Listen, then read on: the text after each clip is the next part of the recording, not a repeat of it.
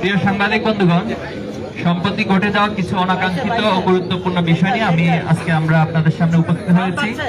আপনারা জানেন, ঐতিহাসিক জুলাই অভ্যুত্থানের মধ্য দিয়ে স্বৈরাচার শেখ হাসিনা সরকারের পতন হলেও নেতিবাচক রাজনীতির চর্চার অবসান এখনো ঘটেনি। দুঃখজনক হলেও আবারও কিছু ছাত্র সংগঠন সেই ফ্যাসিবাদী ছাত্র রাজনীতির সংস্কৃতির অবতারণা করছে, যা জুলাই গণ অভ্যুত্থানের স্পিরিটের সম্পূর্ণ পরিপন্থী।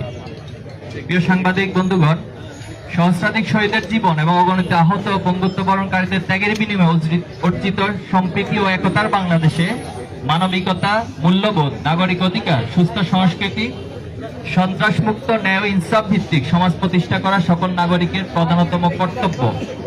যেখানে ছাত্র রাজনীতির মূল মন্ত্রই হবে একদল সৎ, দক্ষ ও দেশপ্রেমিক নাগরিক তৈরি। বাংলাদেশ ইসলামী ছাত্র শিবির সেই লক্ষ্যেই কাজ করে যাচ্ছে, যা দেশবাসীর কাছে দৃশ্যমান।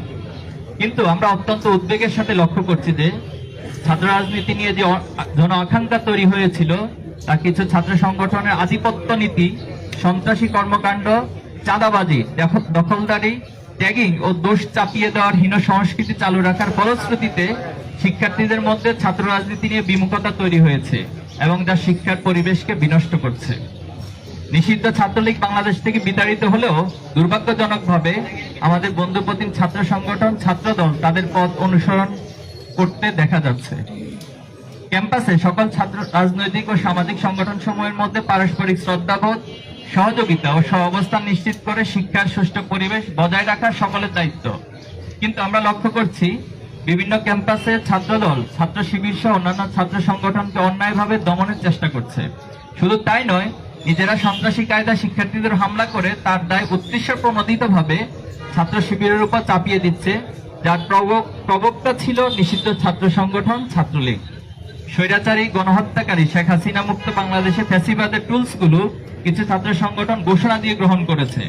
আপনারা দেখেছেন, তারা ফেসবুকে স্ট্যাটাস দিয়ে শিবির কোপানো জায়েজ, আগেও ছিল এবং ভবিষ্যতেও থাকবে, এমন বিভৎস এবং হীন ঘোষণা দিচ্ছে। আমরা নোয়াখালীতে এমন একজনের বিরুদ্ধে মামলা করেছি। আমরা আশা করব সরকার তাদের বিরুদ্ধে যথাযথ ব্যবস্থা গ্রহণ করবে। শুধু তাই নয়, কুয়েটের ঘটনাকে কেন্দ্র করে ছাত্র শিবিরের সম্পৃক্ততার মিথ্যা বক্তব্য দিয়ে দেশের বিভিন্ন জায়গায় বিক্ষোভ করা হয়েছে।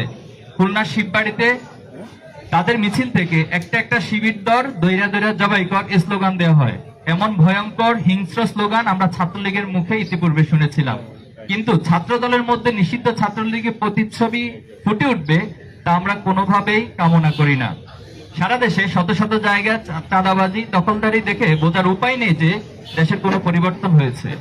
অপরাধীদের হাত বদল হয়েছে ঠিকই, কিন্তু অপরাধ আগের মতোই চলছে।